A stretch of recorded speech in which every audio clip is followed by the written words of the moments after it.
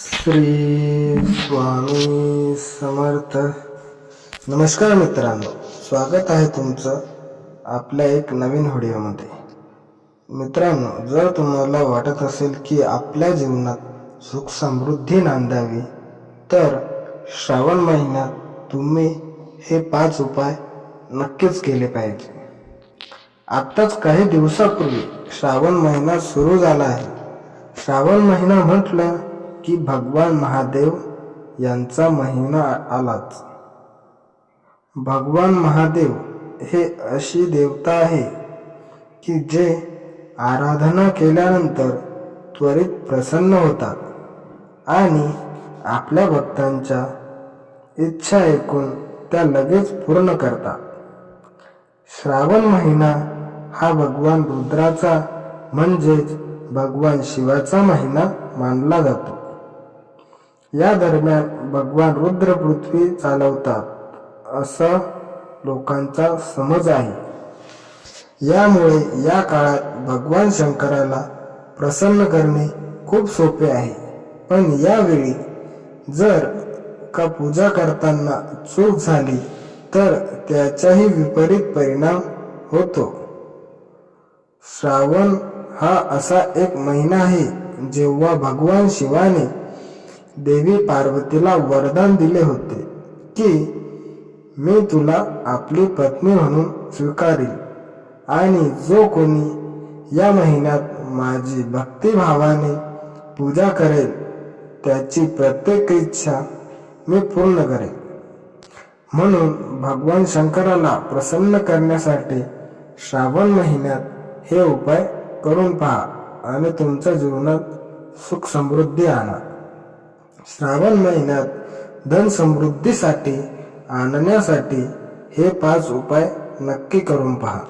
Number 1, जर तुम्हाला सतत पैशाची चणचण भासत असेल तर शिव पार्वतीची मनोभावे पूजा करून त्यांना केसर टाकून दुधाच्या खिरीचा नैवेद्य दाखवावा.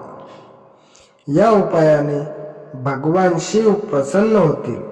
त्यामुळे तुम्हाला येणाऱ्या अडचणी बराच अशी कमी होईल. नंबर 2, जर तुम्हाला तुमच्या आर्थिक परिस्थिती बळकट करायची असेल तर श्रावण सोमवारी उसाच्या रसाने भगवान शंकराचा रुद्राभिषेक करा. हा उपाय केल्याने तुमची आर्थिक परिस्थिती नक्कीच बळकट होईल.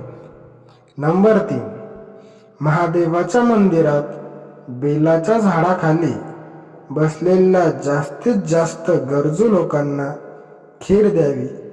असे केल्याने कुटुंबात सुख समृद्धी ही टिकून राहते आणि तुमच्या आर्थिक समस्याही दूर होतात.